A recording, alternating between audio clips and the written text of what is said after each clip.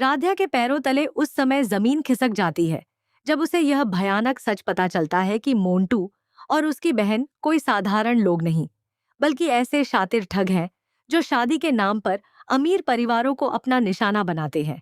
उनका तरीका बेहद खतरनाक और सुनियोजित होता है।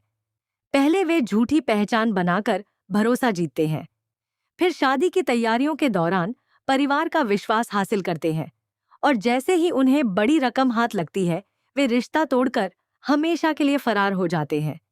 यह सच जानने के बाद राध्या समझ जाती है कि अगर उसने समय रहते कोई कदम नहीं उठाया तो उर्मी की पूरी जिंदगी बर्बाद हो जाएगी और मित्तल परिवार की वर्षों से बनी प्रतिष्ठा भी मिट्टी में मिल जाएगी।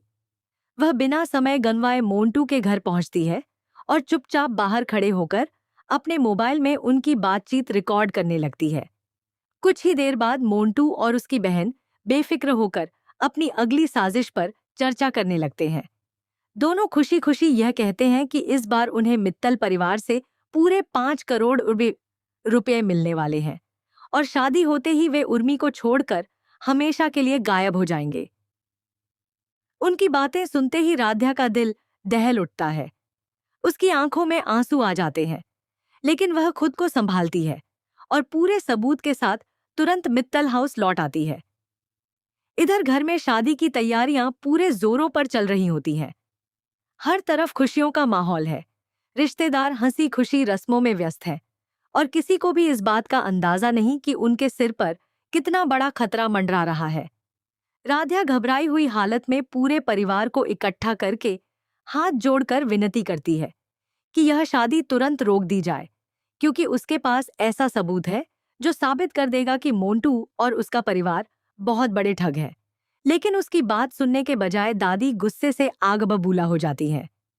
उन्हें लगता है कि राध्या एक बार फिर परिवार की खुशियों में बाधा डालने आई है।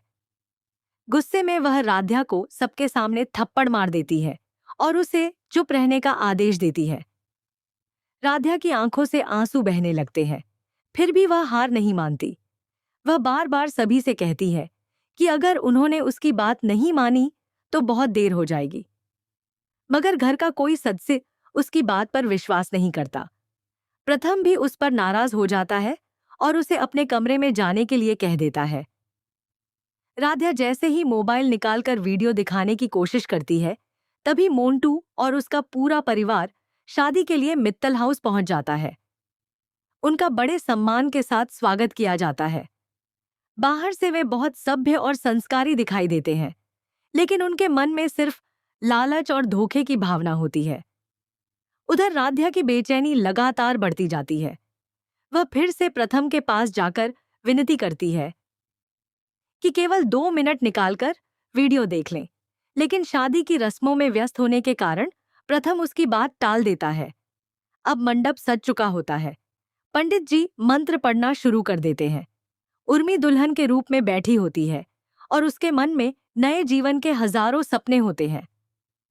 मोंटू दूल्हे के रूप में मुस्कुराता हुआ बैठा रहता है, जबकि उसके मन में सिर्फ 5 करोड़ रुपए की लालच होती है। जैसे ही सिंदूर की रस्म शुरू होने वाली होती है, तभी राध्या पूरी ताकत से दौड़ते हुए मंडप में पहुंचती है और जोर से चिल्लाकर शादी रोक देती है। अचानक हुए इस घटनाक्रम से पूरा माहौल स्तब्ध रह जाता है। सभी लोग हैरानी से उसकी ओर देखने लगते हैं। बिना एक पल गंवाए राध्या अपना मोबाइल निकालती है और सभी के सामने वह वीडियो चला देती है, जिसमें मोंटू और उसकी बहन साफ साफ 5 करोड़ रुपए ठगने और शादी के बाद फरार होने की योजना बनाते हुए दिखाई देते हैं। वीडियो खत्म होते ही पूरे मित्तल परिवार के होश उड़ जाते हैं। उर्मी की आंखों से आंसू बहने लगते हैं। उसे विश्वास ही नहीं होता कि जिस व्यक्ति के साथ वह अपना पूरा जीवन बिताने का सपना देख रही थी, वही इंसान उसकी जिंदगी को बर्बाद करने की योजना बना रहा था।